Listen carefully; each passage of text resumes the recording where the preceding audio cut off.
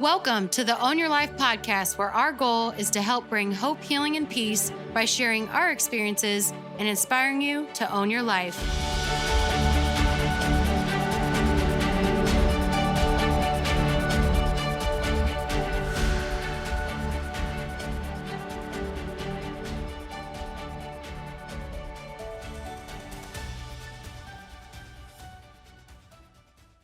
Hey guys, welcome back to the Own Your Life podcast. We have a special couple with us today. It is Noble and Kathy, and they are great friends of ours. We have been friends with them for a little over 4 years.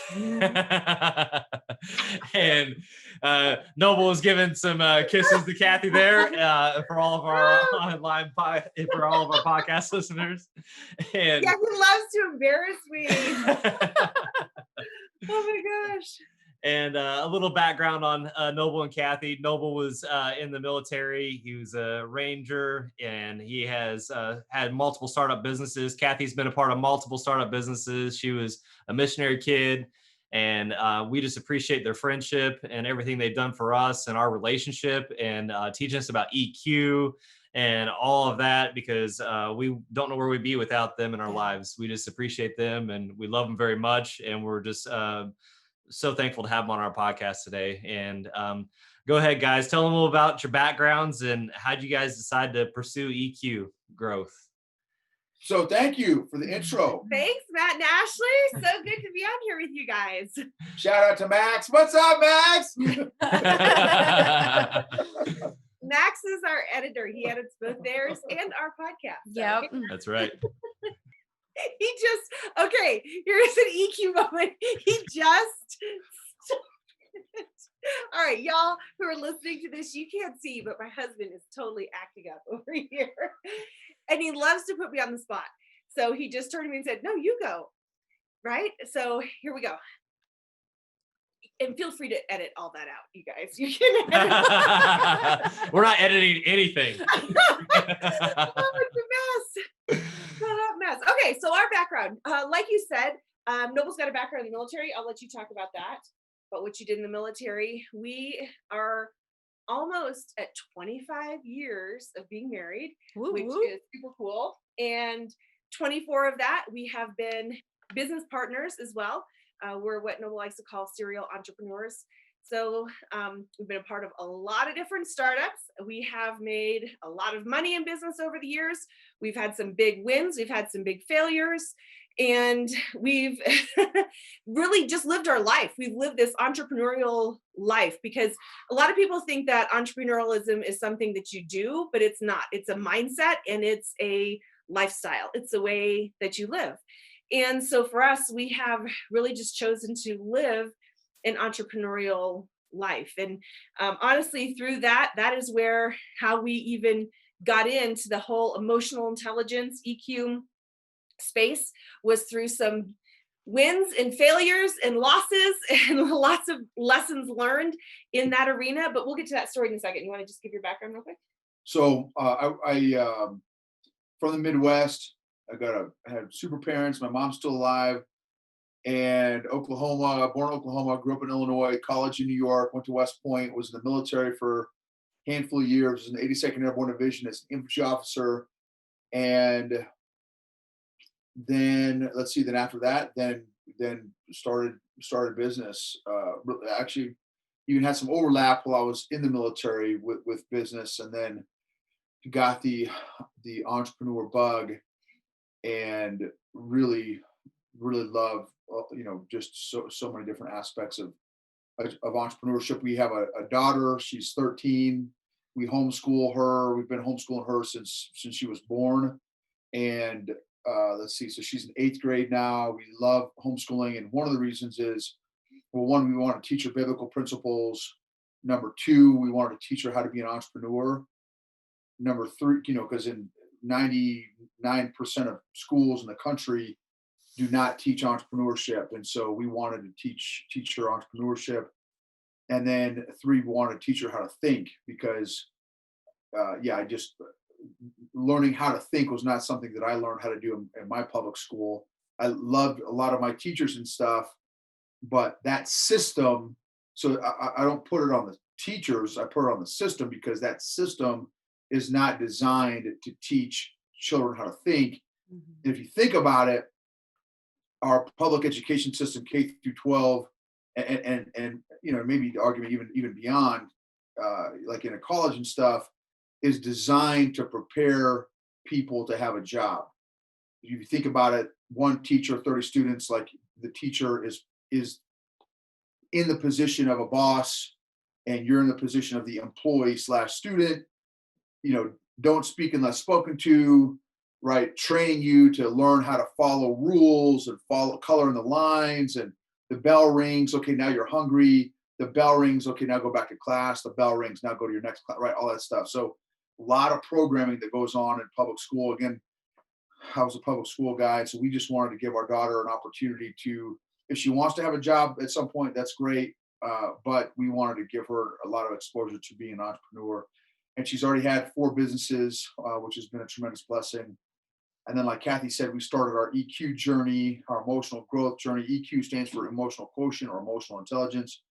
We started that journey a few years ago, 3 to 4 years ago, because for most of my life, the EQ school bus drove by and I just waved. I never got on that bus. A lot of times I just flip it off, like, "Hey, screw you," right? And then a few years ago, after going to counseling, my counselor introduced me to this brand new concept called emotions and feelings. and so, and that started the journey.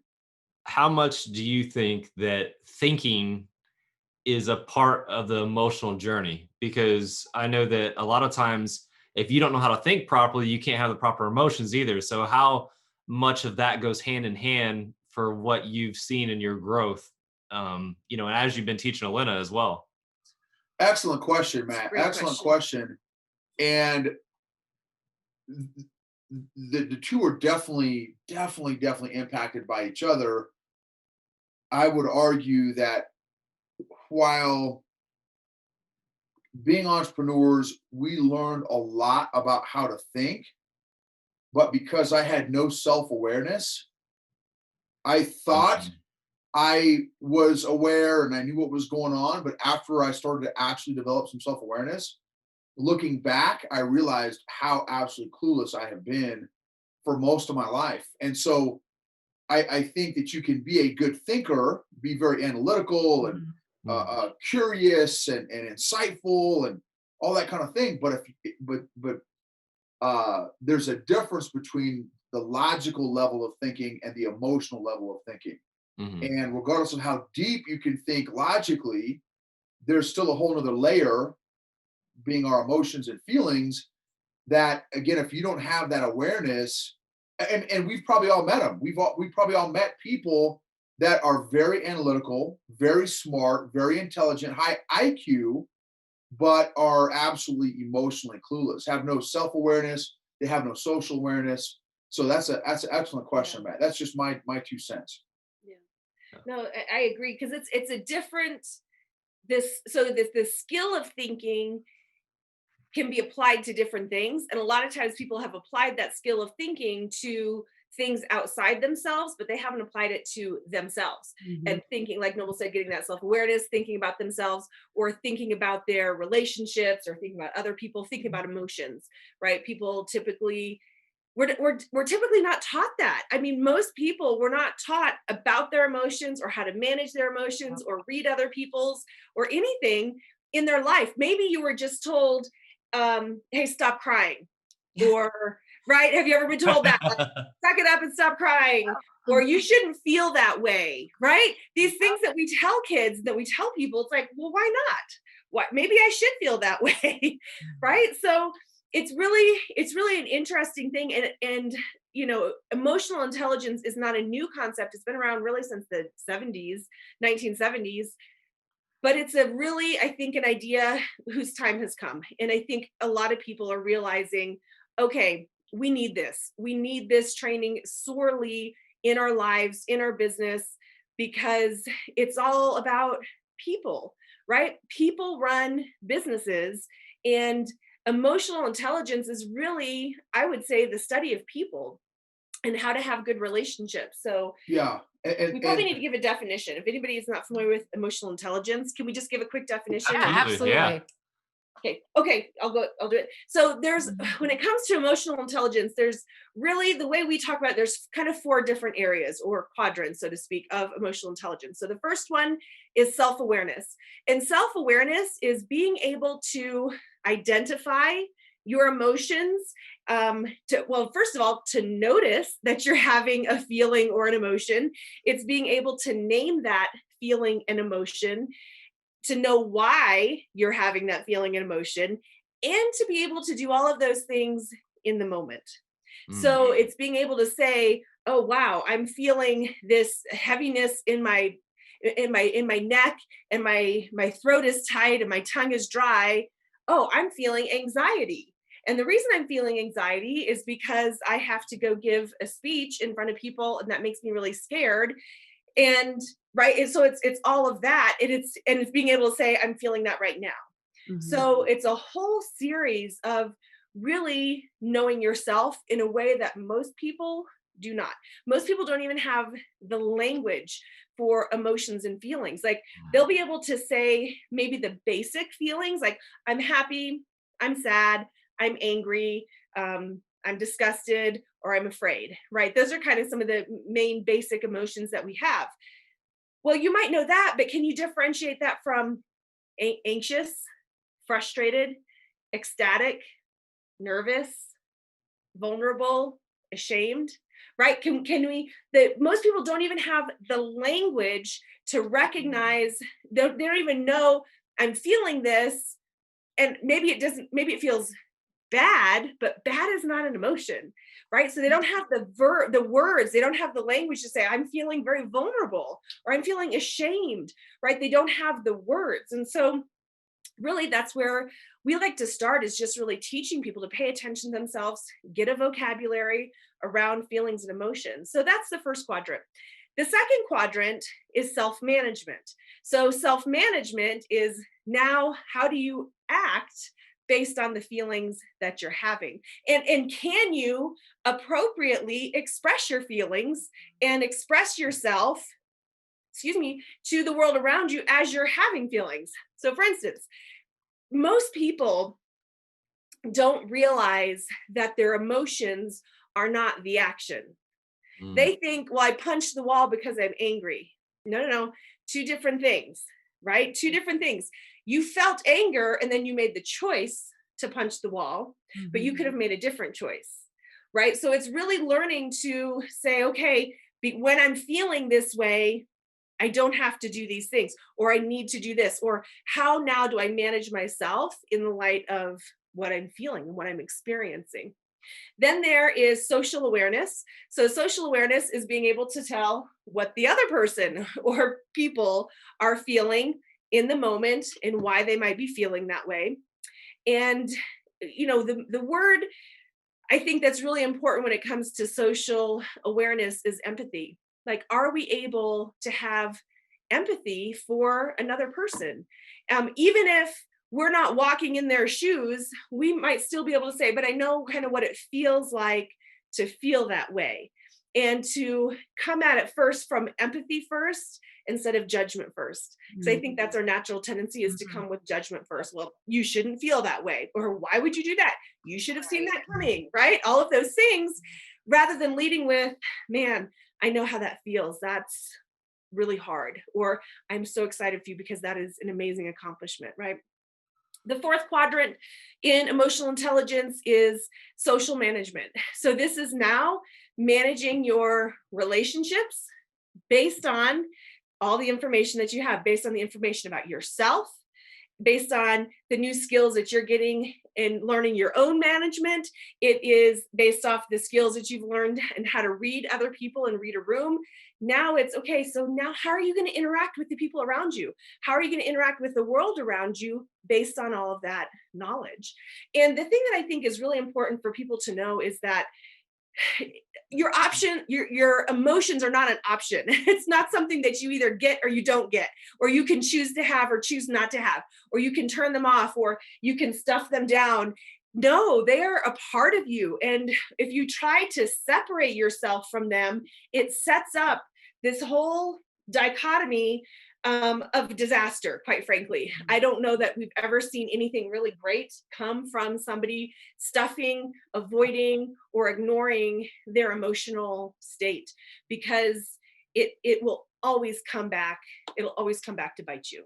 Always. Yeah. And, and something to jump on, we were talking about before, the definition, emotional health and emotional intelligence, I feel, is more important now than ever, Yeah. based on the year that we've had. Yep.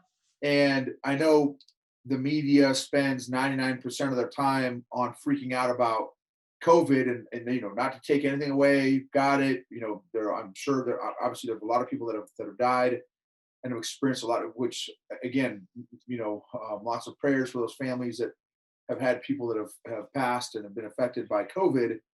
What the media has not covered at all, that I have seen, are all the consequences of isolating human beings Yep. for 9 months, and how much like domestic abuse has gone up by a couple 100%. Like 300%, I read just recently. Human trafficking, Yeah, there you go. Human trafficking, suicide, Right. depression, Mhm. alcoholism, pick the poison. It's all gone up, but where people are talking more about COVID, that from my understanding has a 99.8 or whatever recovery rate, but we're not talking about the millions of people that are being impacted Yeah. in all these other ways when you isolate human beings. And what's Yeah. ironic is, or I find interesting is, what is the way that you punish, one of the worst ways, one of the worst treatments or punishments for, like, in maximum security prisons? Isolation. Yeah. Isolation, right? And what are the consequences when you isolate a human being from other human beings? Like, not a lot of positive comes out of that. Right. Right. Most of them And come then, out clinically insane. Right. and so, yeah, so I think emotional health and emotional intelligence, man, is more important than ever. Yeah, that's so great that you guys said that, because I saw a thing that said that before this year, it was 1 in 5 Americans has anxiety. And because of, and this was months ago that I saw this, so I'm sure it's even higher now.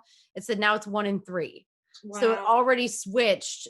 Like at the beginning of the year, it was 1 in 5. And within, I think, 4 or 5 months, it went to 1 in 3. Like that's how quickly everybody's anxiety went up. And like that's a serious deal. That's not just something you just flip, if next year's better, that it's just going to go away. Like it doesn't work like that. Wow. I hadn't heard that. That's amazing. I mean, and also with that, I mean, depression just doesn't go away Yeah. right away either. Yep. Because there's a lot of that obviously within everything we're talking about here, and depression just doesn't go away like Mhm. tomorrow. That's an ongoing daily battle to fight against depression. And if everything that with domestic abuse, alcoholism, drug abuse, all that stuff like that, Yeah. I mean, those are gateways to not only just those ending badly, but also depression as well.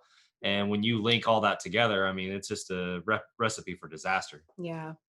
So a couple things. So I'm writing a book right now on all my lessons of EQ and that kind of thing that I've had over the past few years. And one of the lessons, one of the chapters is emotional issues don't get better with time. Yeah. Yes.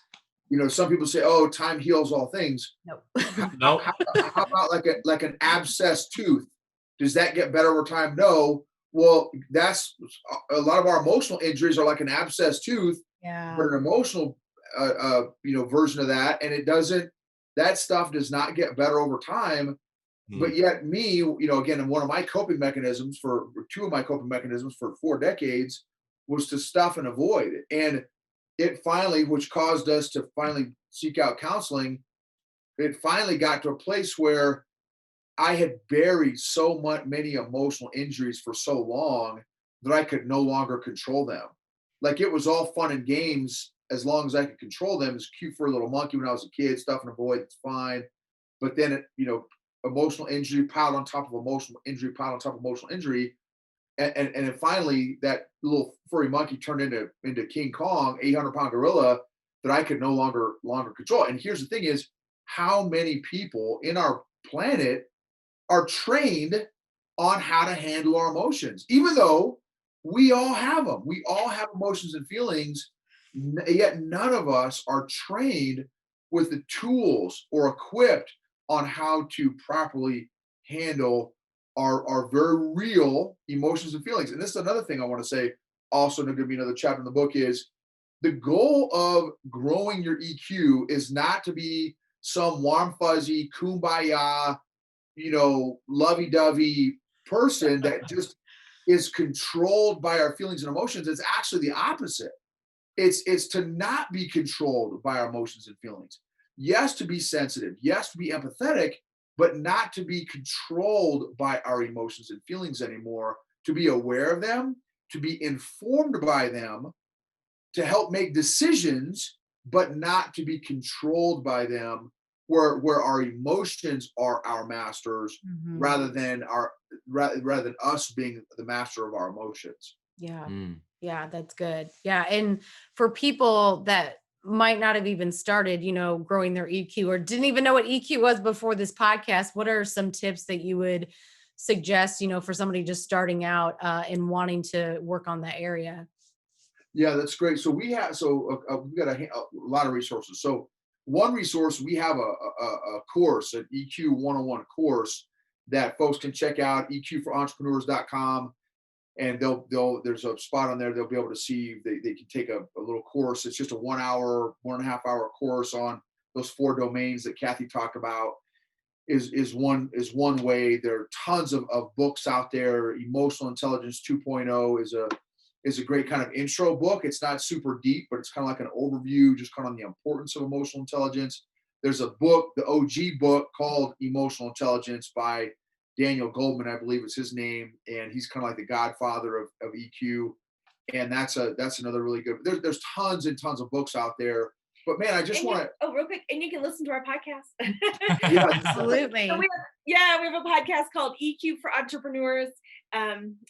Feel free to go there, and we're on almost all the different places that you can listen to podcasts. And I recommend just start with one and go all the way through, because we really talk about a lot of these aspects of emotional intelligence. Yeah, and another thing is like, because now that we're starting to talk about it more, and there are a number of my buddies, and I'm thankful, right? A lot of people are reaching out. Hey, can you come and do some training to our organization on emotional intelligence, which we love to.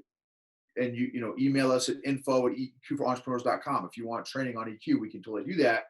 But here's what I tell people is like, listen, a 1 hour class on EQ is not all of a sudden gonna heal you. Right.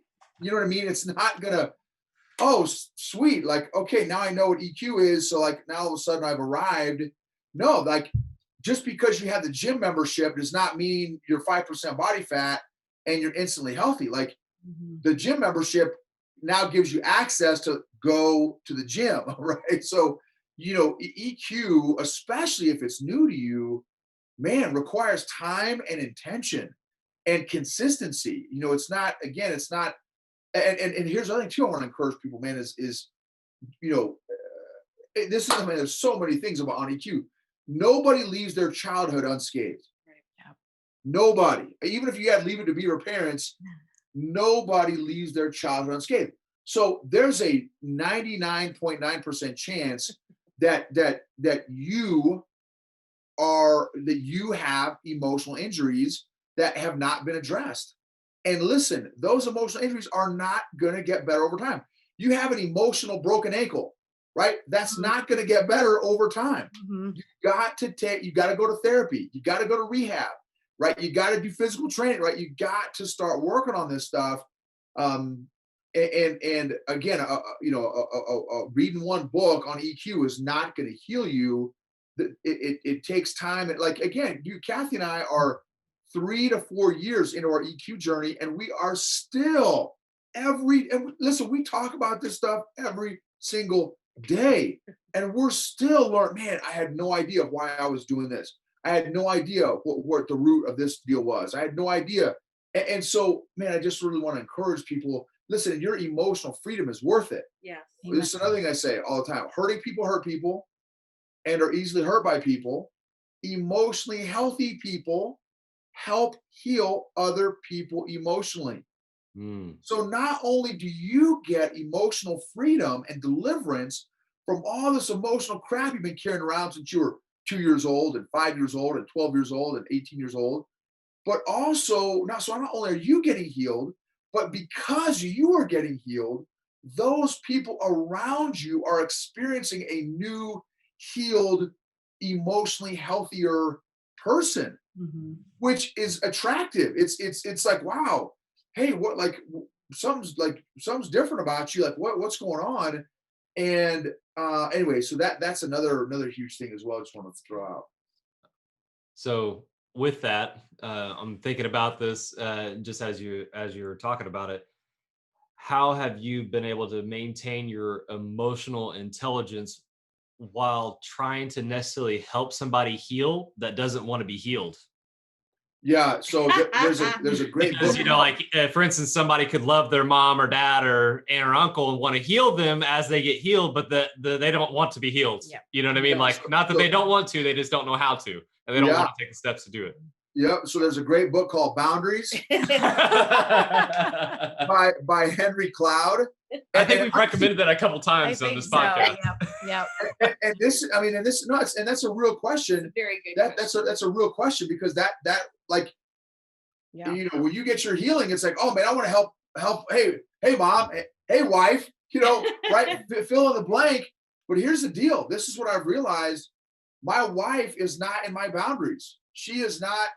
It is not my responsibility to fix my wife. It's not my responsibility to fix my mom or you know, my sister or my uncle or whatever. That's outside of my responsibility. I can only control what I can control, and outside of what I can control is not my responsibility to fix. In fact, you know, I won't, well, let me see, how do I Go on, go, do it, go. I'm trying to protect the guilty here. So let's see. So there's some folks that I'm very close to, and one of the people, let's say Frank, has some issues with Mary Beth. Okay, so Frank has some issues with Mary Beth, and Mary Beth is older, like I'm talking like 70s, 80s older. And Frank is not, right? Frank is maybe 40s. And Frank has come to me a number of times and said, hey, Noble, you know, how do I, just exactly your question, how do I fix Mary Beth? Because Mary Beth is 80 and she's really pissing me off. You know what I mean? And I said, look, Frank, like, you know, like either, like, number one, you can only control what you can control. And you need to have better boundaries. If Mary Beth keeps upsetting you, maybe you need to spend less time with Mary Beth. Or be okay with Mary Beth's issues. Yep. But that's, you know, but you can only control what you can control. You can't force Mary Beth to change. Especially, like you said, your specific question, Matt, especially when Mary Beth doesn't want to change. There's nothing you can do in that scenario except, okay, you know, do I need to look at my own boundaries and my own expectations, right? Expectation management, because sometimes we can have expectations of other people that are also wrong. Well, Matt, you should be wearing a red shirt right now, and if you wore a red shirt, I'd be happier. Well, that's not. That's out of my boundaries. So I need to adjust my expectations, right? With, again, that's the social awareness piece. That'd be what I would say to that. Yeah. I mean, I think that in my life, I think that I've set unrealistic expectations in multiple relationships of people that didn't know my expectations and expected to perform on those expectations, 100%. and then got mad about it and didn't understand why they didn't understand why I was mad. 100%. So that's it's funny you say that, Matt, because honestly, I have seen cholerics do that a lot. Are I you have, labeling me again? yeah, right. And so for those y'all that have never heard of the personality types, there's Enneagram and Myers-Briggs and all this kind of stuff. We use one that's called Personality Plus by Florence Littauer, and she calls it the choleric, sanguine, melancholy, and phlegmatic. And there's no, so this is not, there's no one right personality. We all have strengths and weaknesses. So, but what I have observed over the past 20 to 30 years of cholerics, one of the things I've observed, and there's again a ton of great qualities, but one thing is that because I have had a number of cholerics do that to me, Mm. and I can tell they're upset. I'm like, hey, I can tell you're upset. Well, yeah, you one guy in particular, he said, well, we'll just, yeah, I can't believe that you're not a better friend to me. And I said, man, well, number one, man, I totally apologize. I'm so sorry for that you feel that way. Like, how do you define a friend? Well, no, but you should do A, B, C, D, and E for me. And I was like, so that's how you define a good friend is I should be doing these 5 things for you? And he said, yeah, absolutely. I said, well, did you ever tell me that before? Well, no. Okay, so how would I But I know know. that that's your expectations? And I didn't even have the opportunity to like agree or disagree to your 5 expectations, because maybe I don't agree with that, right? Maybe So I don't want to enter this friendship without these. yeah, that's right. That's right. That's exactly right. And I'm not, there are other personalities, other people may do the same thing, but yeah, that's something that can definitely get people jammed up. Is that we can have expectations, unspoken expectations of other people, Mm. and here's what I've noticed too: where we experience stress and anxiety is the difference between expectations and reality. And the greater that gap, the greater that delta between expectations and reality, the greater the stress and anxiety that gets caused. Yes. Yeah. So you got to talk about those expectations to give that other person, again, social awareness and also self management there, to give that other person the opportunity to either agree to your expectations or to not agree to those expectations, Mm. right? If they have boundaries that say, hey, okay, like 1 and 3 I can do, but 2 and 4 is not, I'm not agreeing to that, or whatever, right? Just as an example. Yeah. I mean, and along with that, I mean, a lot of people, and correct me if I'm wrong, from what I've experienced in travels and everything else, is that a lot of people don't know true reality in their life, Self-awareness. That's exactly right. which is tough Yeah. because they are walking around in not real reality and they don't know where they stand at with anybody really, Yeah. and which is tough for them to experience any type of emotional healing or self-awareness or any of that stuff without really coming to grasp of where they're at Yeah. currently in their life. Yeah. John Maxwell says one of the first responsibilities of a leader is to identify reality. Mm. But my thing is, so I've got 2 things to that. So one thing I would add in there, one of the responsibilities of a leader is to accurately identify reality. In order to accurately identify reality, you've got to have some degree of self-awareness. Mm-hmm. And check this out. So to your point, Matt, which is a good point, there's another great book called Leadership and Self-Deception. 10,000 executives from one company were asked a question: how would you rate yourself? 90% of the 10,000 executives rated themselves in the top 5% of the company. So clearly, you said, hey, don't even know what reality is. Well, there's a lot of executives Mm-hmm. that, Yeah.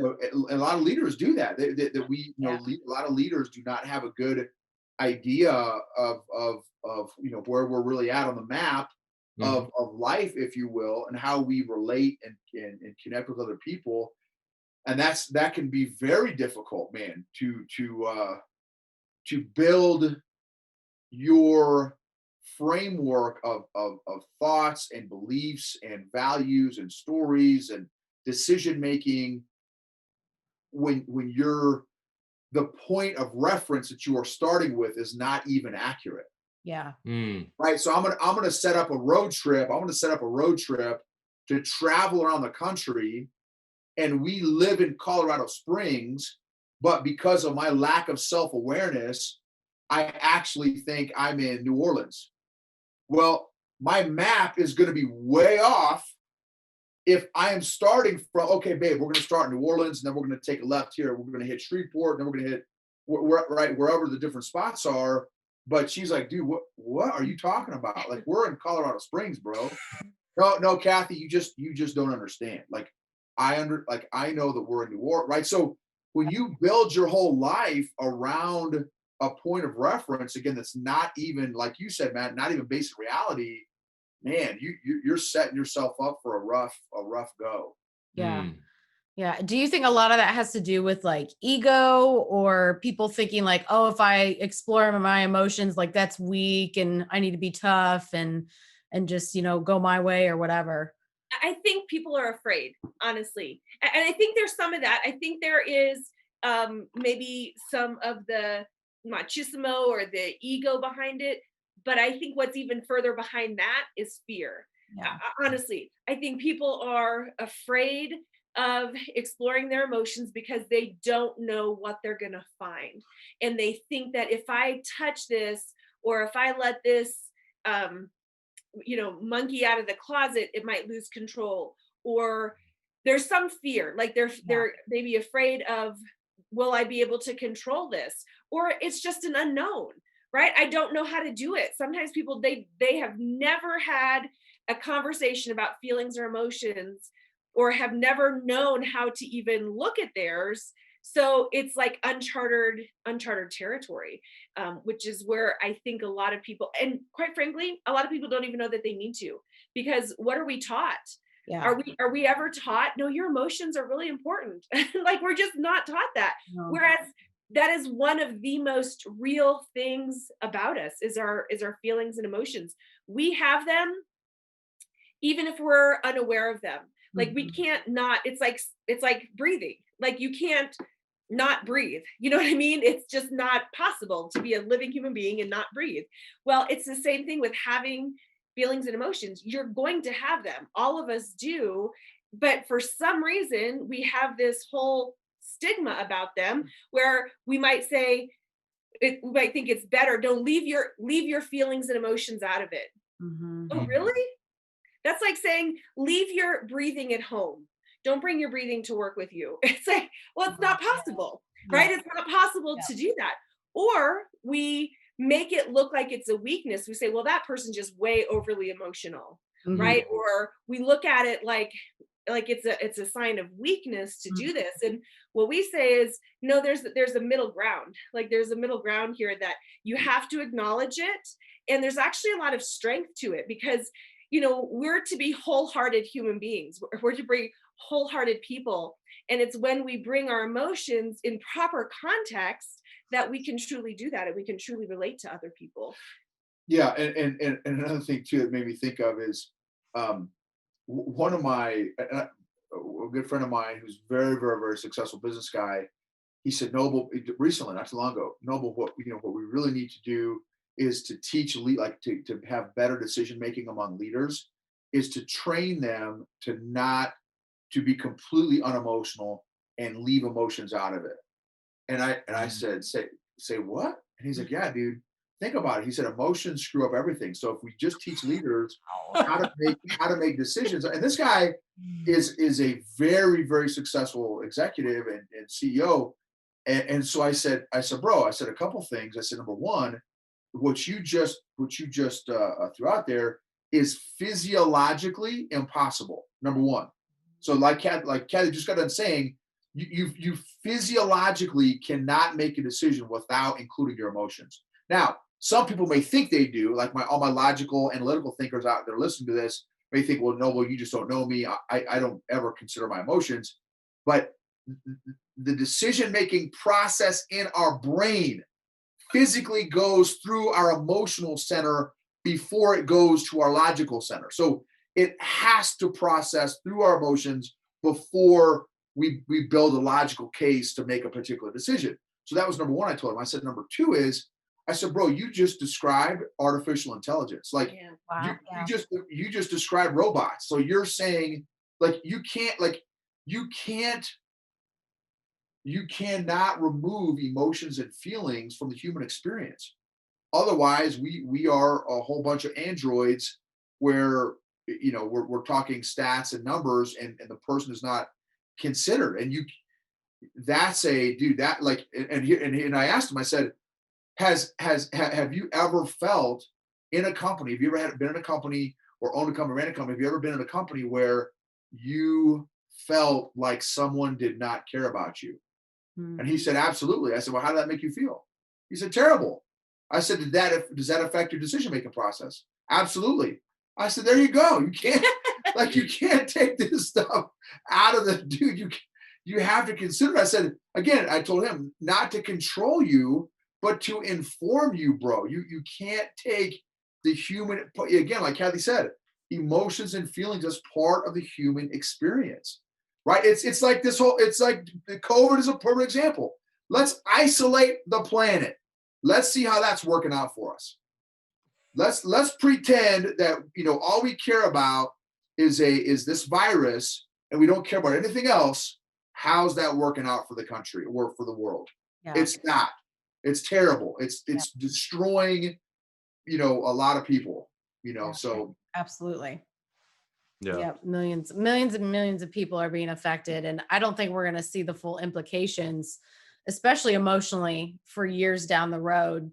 People aren't going to be able to pinpoint it for a long time, especially if they're not in touch with their emotions to be like, Right. oh, it's because I totally boxed myself in for, a year or two or however long this lasts. And didn't, work on my emotions or anything. And that's why I'm in this state now. So, yeah, that's right. I mean, and going back to what that guy said about taking emotions out, on the opposite of that, you have a lot of leaders that are really emotionally a wreck and can't handle any type of emotions. And I've worked for some of those people, and that is not enjoyable either, to be on the opposite of that spectrum, where I'm pretty sure that, and not to downplay it, but I mean, there are people out there that have serious issues, like such as bipolar issues and stuff like that, where they're all over the sliding scale 24/7. So, which is not on a productive end of it either. So, I mean, to be able to pinpoint your emotions and be able to help your people and to be able to be that GPS for them for their success is so vitally important. yeah. Yep. I mean, even taking it to just parents, being that for your kids. I mean, that especially now, like your kids are seeing you 24/7, whereas they weren't before if they're going to school. So now they're watching you in real time process all of this. Yeah, the Totally. most important Yes. thing that a couple can do for children is to is for the husband to love the wife and vice versa, which this is what it's creating, is an emotionally stable and predictable environment. Yeah. So I could say it the other way too. The most important thing you can do for your children is to create an emotionally healthy and stable environment, because as a like our daughter, for example, teenager, is already by herself going through a truckload of emotions and hormones and all these different things going on that happens in teens. And then you throw an unstable, unpredictable emotional environment, and it's like fireworks. It's like explosions, and it's terrible for children. And but yet we wonder, man, why are all these kids having all these problems? It's because the parents are having all these problems, right? And so this stuff goes downhill. To say that the emotional stability, the emotional health of parents does not impact our kids is crazy talk. One Yeah. of the episodes that we did, I think it's episode 59 in EQ for Entrepreneurs podcast with Daniel Hagedorn. One of the things he said was so powerful, and it was on how to create an emotionally healthy family. Episode 59. He said, if you do not deal with your emotional issues, your children will. Yeah. Mm. And I thought, oh, snap. There you go. Man, that was all up in my kitchen, man, on that one, which is so true. But here's the thing is, so yes, it applies to family, but it applies to everybody. If you do not deal with your emotional issues, your spouse will, your kids will, your coworkers will, your relatives will, your company will. Everybody is going to have to put up with your emotional crap if you don't work on this stuff. Mm-hmm. Oh, and I think with that too is that, I mean, you're talking about a huge trust issue as well, because if you're not stable enough, nobody can trust you. So trust is out the window as well as with the emotions. Yeah. I mean, yeah, if you're all over the place. Yep. Yeah, there's a whole set consequences of are consequences and huge. ripple effects. Yeah. The consequences are huge. And, and it's like the longer that they're allowed to go in somebody's life, the consequences compound. They Right. don't just double, it's like compounding interest, but it's in the negative, in terms of what it does to relationships. And because the quality of your life is based on the quality of your relationships, as those all go downhill, your life goes downhill and it tumbles out of control. Like, we personally know example after example after example of people whose lives are tumbling out of control, and it's all because of their emotional intelligence is very, very low. They've had issues that they've just never learned how to deal with. Mm-hmm. And those consequences, and once those consequences are out into the world, there's some of them you don't get back again. Yeah. Like, you don't get do-overs on some things in life. And Right. so it is, and I know that you guys' podcast is all about people taking ownership for their life and saying, okay, we're going to move forward. We want to take the next step in life. And what does this look like? We feel like emotional intelligence is one of the foundational skills that people have to have. If you're trying to make any kind of life change, if you're trying to do anything to better yourself, to grow yourself, you have to know you. Because think about it. Think about all the things that hold people back. Imposter syndrome. Yeah. Right? Oh, who would want to listen to me? Or not feeling worthy, or not having any kind of self-confidence. All of these are EQ things. Being afraid of what other people are going to think, and people pleasing.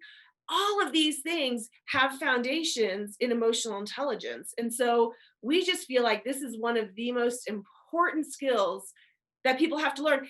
Learning how to think, learning how to work with other people. Anymore, there are definitely some. If you want to be a doctor or a lawyer or something, you obviously have to have a very specific skill. Right. But even within the pool of people who have those skills, who are the ones that get promoted and succeed? It's the ones who can work with other people. It's the ones who don't bring all the drama, right? It's all of that. It's the people who, are stable and can see other people for who they are and can work well with others and can problem solve. All of those things, emotional intelligence. Man, there was a lot there. I think that we could all got a page out of the self-sabotage book. Oh, yes. Boom. So check this out, man. Speaking of self-sabotage, so one of the chapters I just finished almost finished my book is the consequences of stuffing and avoiding your emotions. Right. So that's the chapter, right? Mm-hmm. And so this is what I did. Was that like half the book? Dude, so check this out. No sanguine, bro. No sanguine. I'm sure. So I started to write down, like, what are all my issues? And I was like, holy cow, man. I was like, dude, I'm telling you, I think I am like 30 to 40 deep, maybe 50 deep into my issues. Wow. And going through all, I'm like, holy cow. You're very brave for having done that. It's all EQ stuff. It's all because of my low emotional health and emotional intelligence. And then check out this curveball. And then I wrote down, after the 30 or 40 very depressing list of all my issues and stuff, then I wrote down like 5 or 10 positive things. Which was really hard. Everyone would have been like, oh man, those are all positive. Why would you write down in terms of the consequences of stuffing and avoiding? Because a lot of those positive things I did were from an unhealthy place of because of my people-pleasing addiction. I wanted Matt and Ashley to think I'm this particular image. And so, man, let me go to Ranger School, or hey, let me go to West Point. So when I tell them I went to West Point, they'll think I'm some big high-speed studly guy. So well, you are. So it worked out. so you can do good things for bad reasons. Yes. Yeah. Oh yeah. Right? Yeah. So just Absolutely. going through that exercise of writing down all my issues and being able to connect them all to my lack of EQ and different aspects of my EQ, man, it was it was mind-boggling, man. It was mind-boggling. A huge example of this that we all can see in our society today is the whole hustle and grind culture, Mm-hmm. right? Hustle and grind, hustle and grind, hustle and grind. And now I just want to say this, that to be fair, there is a lot of times in life when you have to work hard. That just is like, that's just part of life. You have to have a work ethic, and there are some times that require more. However, what has happened and what can happen is that a lot of people, they get on the hustle, I call it like the hustle treadmill. They get on the hustle treadmill because they think this is what I need to do, but then they stay on the hustle treadmill for unhealthy reasons, because this is how I feel worthy. This is how I know that I'm enough, this is how I can be accepted, right? So they've got this unhealthy reason, some emotional hurt that's never been healed, that they are acting out of. And so they step on the hustle and grind treadmill. And the problem with it is the hustle and grind treadmill, every time you get a win for an unhealthy reason, it's like pushing the plus button, and it goes faster and it goes faster Yep. and it goes faster and faster, because now you have to keep doing it to keep getting that win, to feed that emotional problem or that emotional injury that's never been healed. And you know what? There's only one way off that treadmill. It's either you make the decision to say, okay, I gotta stop this and get healthy, or you fall off the back. Like, that's it. There's only two ways out. It's either burnout, or you make the decision, I can't do this anymore. I've got to figure out a different way. And you take the time to look at those things that are causing you to feel like that's what you have to do. And then what happens is continue that journey and ask us how we know this, right? Personal experience. But you continue this journey, and now that hustle and grind becomes your identity. Mm-hmm. And what happens? What happens when you hit, again? I'm not sure how we know this, but we may or may not have personal experience with this, where we hustled 7 days a week, 8, 10, 12, 14 hours a day until our wheels fell off. And when you stop performing and your whole identity is hustle and grind and perform, you want to talk about messing with your mojo. That, that's what led me into my super duper deep dark season of depression and all kinds of emotional issues. So yeah, that hustle and grind culture can absolutely, and then here's another thing too. Speaking of hustle and grind culture, talk to an Italian about the American culture, or talk to a Spanish guy, dude from Spain, about American culture. Yeah. Bro, we went to Spain, and it was a Wednesday at like 11. Wednesday at 11 a.m. We're walking down this little neat cobblestone place in Spain, and the sign, and there's pastries, these amazing pastries, and Big Papi has never got prejudice for food. You know what I'm saying? I love all food equally, right? And I see, and I'm like drooling. I'm starting on one end of the window, and I'm doing my window shopping, drooling as I'm going, seeing all this amazing pastry and the sign, and I can't wait to just bust in the store and buy $100 for the pastries, right? The sign on the door on a Wednesday at 11 a.m. says this: if you see us, we are open. Wow. If you don't see us, we are closed. I was like, what does that mean? Yeah. How can you run a business like this? That's fabulous. You are violating my bakery pastry boundaries right now, right?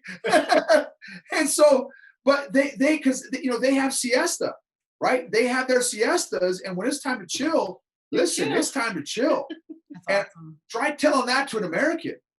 Like, hey, take a few hours in the middle of the day and just chill. Say what? What, chill? You can't do that. Right. You can chill 5 minutes when you're walking to the water cooler before you get back to work. But like, no, there's no chill time. Right. And so, yeah, that the whole hustle and grind culture is a whole nother whole nother thing that we are trying to rebel against, if you will. Mhm. Because I think it's just not. There's a lot of, and again, there's a time and a season. But I think if it becomes more than that, if it becomes an idol, Or and identity. we were part of an organization for a number of years where that is the idol, the golden calf is how hard you work and how much you grind, and I grind harder than you, and if I grind harder than you, I'm better than you. Now, of course, they didn't say that, but deep down inside, you knew that's kind of the message that's going on. That's just not emotionally healthy environment. That's Yeah. not an emotionally healthy environment. And that's where you see all kinds of people get burnt out, get kicked to the curb. And again, as soon as you start performing in those environments, you're a loser, you're a dirtbag, you're no good anymore, as you know, because you're not performing anymore. So Mhm. it's just, I just don't think it's healthy. And I think there's a lot of organizations in the US that are like that, that are hustle factories, a lot of different ones. Look at pro sports, Yeah, that's what I was gonna say, athletes. Yep. right? Pro sports is a big one. Oh Cool. yeah, we watched this documentary on the Olympics of how you don't see behind the scenes. You see the beautiful, like, the race that lasts 2 minutes and somebody gets a medal. You don't see the behind the scenes of them grinding every single day. They're missing all their family events. They might not even see their families for months on end, maybe years on end. Mhm. And it was talking about so many of them that are all depressed and that kill themselves, like all this crazy stuff. I think it just came out this year. Yeah. I don't remember what it was called, but it was a documentary we saw, and like it was serious. And they were like, "Oh, and the Olympic Committee doesn't care. They don't have people to help us emotionally and mentally, and the therapists we need. They don't care." And like that's a problem. Well, you Wow. don't think about, so some of that stuff is literally 4 years of training for 10 seconds. Wow, right. For That's That's right. your 10 whole seconds. identity. Right. That's your whole identity. And let's say that you pull a muscle during the 10 seconds. You don't even finish the race. Yep. Right. Like that's crazy when you think about it in that sense of 4 years of hustle, 7 days a week, 8 hours a day for 10 seconds Yeah. Right. That's and right. may not perform. Yep. Yeah. That's right. And one of them was talking about, they're like, to put it in an emotional sense, she's like, I got on the bus, and she's like, I knew when I got on the bus, when I came back and sat down in this seat, I would either be an Olympic medalist or I'd be a failure. Woo. Wow. Wow. That's on your way to your event Right. after And when 4 you years of set preparation. and so many people set their lives up that way. They think if it's not this one thing, then I am a failure, and they create this identity around these external factors, and there's no winning that game. You just Right. can't win that game. Yeah. So, this is another big thing too, is being able to evaluate, which even being able to do what I'm about to say requires self-awareness, being able to evaluate your motives. Why are you preparing for the Olympics? Why do you want to make a six-figure income? Why do you want to have a house with a white picket fence? Why do whatever these goals are? Is it out of an unhealthy place in your own spot? Well, I have to prove to Matt that I'm man enough, or I have to prove to my dad that I'm a good son, or I want to hear him say, "Hey, Noble, I'm proud of you," or I want him to tell me that he loves me, or fill in the blank, right? Fill in the blank. But are we doing the things that we're doing from an emotionally healthy place, or is it an unhealthy emotional place? Because that's going to drive, again, that is going to drive, if I am performing to get the emotional pat on the head, to get my emotional Scooby snack, then I will always be, I can never get off that treadmill because I'm always seeking other people to validate and affirm me. But if I'm coming from an emotionally healthy place, and I don't need you or anybody to validate and affirm my value or my well-being, if you will. For me personally, I get it from the Lord. If I truly get it from the Lord and not from other people, then I should be able to hustle and rest, which is in God's culture, that's what he digs. He digs the, hey, work hard, have a good work ethic, but also know when to rest. And like, what does that even mean? What does rest even mean? To be able to really, you know, identify the motives of why we're doing certain things, I think is also very, very critical. But again, it takes self-awareness to do that. Kath and I just talked about this the other day.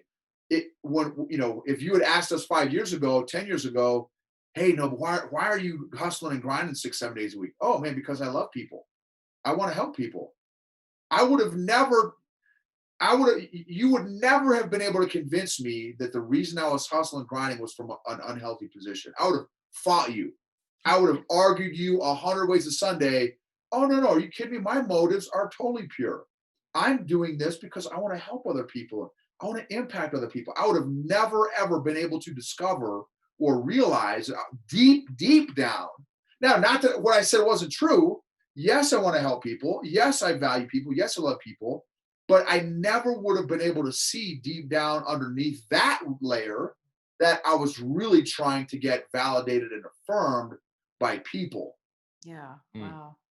I know what that feels like, unfortunately. And I think that there is so many people that operate out of those standards that is causing other people to fall into that trap as well. And they don't even know that they're making people do that by their actions and their emotions and shoving people into that box that they want them to be that way as well. Yeah.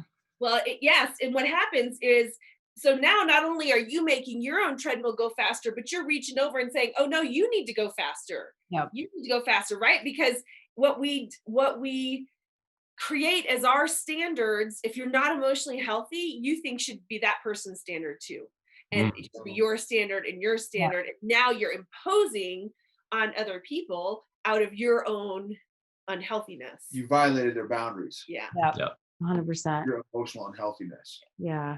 Well, and just to kind of go back to the rest thing, like I was in an unemotional, I was an emotional wreck, right? I was not in a very good emotional state. I rest a certain way. She does not rest the same way I do, which causes a whole nother bag of issues. Because now I'm like, I want to rest this way. This is how I rest. And she's like, that's not how I rest. So that's not way we're going to rest. So, or not necessarily that way, but to give you an idea. But in the same thing though, is that because I have an emotional need and I didn't know how to draw the boundary to be like, hey, that's cool. Whatever, do your thing. I don't have to rest with you, or you can rest in your own time or whatever. But now I'm pushing that issue because I'm pushing that boundary because I'm in an unhealthy state. Right. And it's funny when you kind of realize that. And I mean, how have you guys helped people kind of walk that out with their spouses or family members or whatever? I know that we kind of talked about it a little bit, but even from that aspect of it, to kind of address the emotion without crossing the boundary, without doing the extra stuff. And I know that's a lot to kind of dissect, but I mean, you said it. I like what you said. That's what we recommend to people is, we say this quite a few different times throughout our podcast and stuff is, identify how you recharge individually. Mm-hmm. Individually, how do you recharge? And then identify how you recharge as a couple. Yeah. How do you recharge as a family? Now, okay, so now you've got, as a family, you should have, two multiple lists, which include the kids too, right? The kids, how do the kids recharge? Which is going to be different because we're all different. So to have an expectation that you should recharge the way I recharge is crazy, right? So however you recharge is super cool. Have that list, and then also put a frequency. How often do you need that? Is it once a day? Is it 5 minutes a day? Is it once a week? Is it once a month? And they're going to be varying degrees because sometimes, hey, I recharge by, going on a trip in the mountains by myself for 3 days. Okay, well, you can't do that every day, obviously, right? As an example. So, maybe that's once a quarter for me, right? Again, I'm just making that up as an example. For us as a family, we were just talking about this the other day. We love snowboarding and skiing together as a family because it's a great family activity. So how often do we need that? Well, we can do it once a week. We can do it a couple times a month, whatever. But figure out not just your list of everybody individually, but then also as a family, and then the frequency of how often you need that. Mm. And help each other. So this is another thing too. And this is great. It's kind of a social. So that's a self-awareness exercise. But then for the social awareness exercise is help each other make sure that they're all taking their time to recharge. Like, hey, babe, I think you need some time by yourself all day. So me and Lena are going to bounce, you know? Because a lot of times what can happen is if if I have insecurities, if I'm not emotionally healthy, and Noble says, hey, I need to go do this because I need this for to recharge, and I'm emotionally unhealthy, I can get mad at him. Why would you do that? Now you're abandoning me, right? And now I'm making it about me because I'm emotionally unhealthy. You know what I mean? So it's like this is how we get into these crazy cycles as couples and as families is when I'm thinking you have to do these certain things so that I'm okay. Or I have to do these certain things because only then will you be okay. And it's like, no, we've got to create these boundaries. Yes, we're a couple, but we're still our individuals. And I'm responsible for me. He's responsible for him.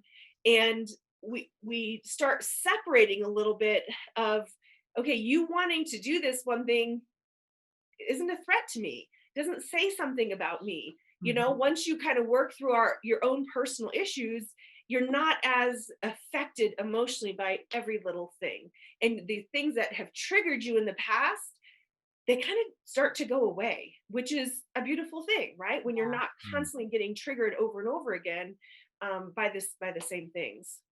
Gotcha. Oh, that's awesome.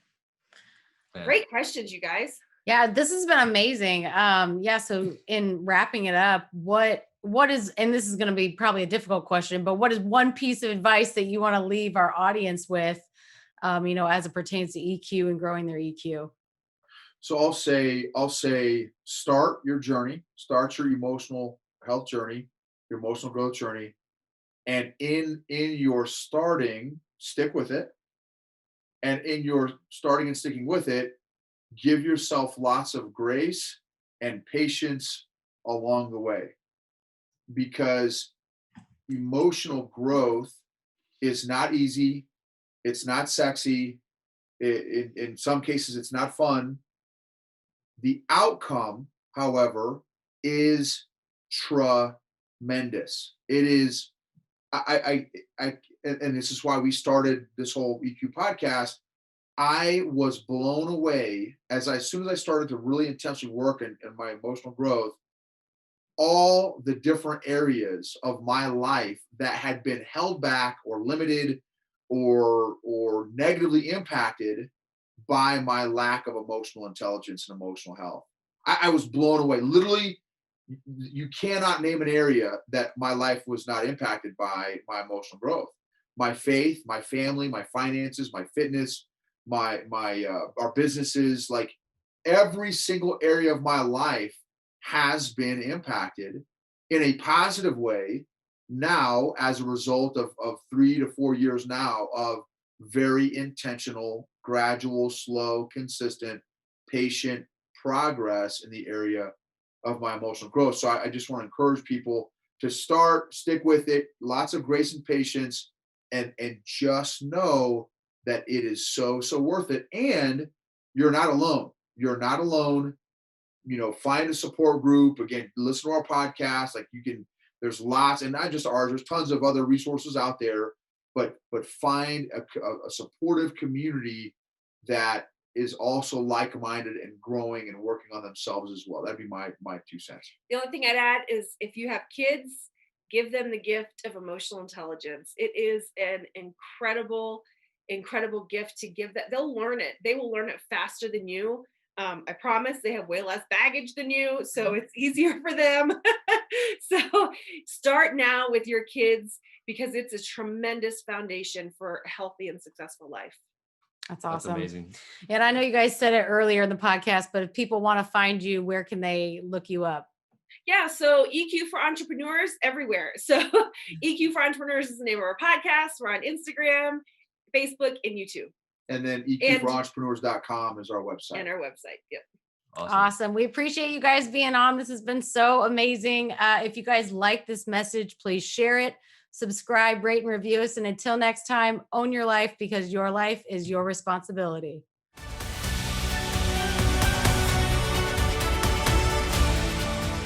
Thank you all for listening. If this added value to you, please click subscribe and rate and review us. You can also find us at Own Your Life Co. on Instagram and Facebook and ownyourlifeco.com. And as always, own your life because your life is your responsibility.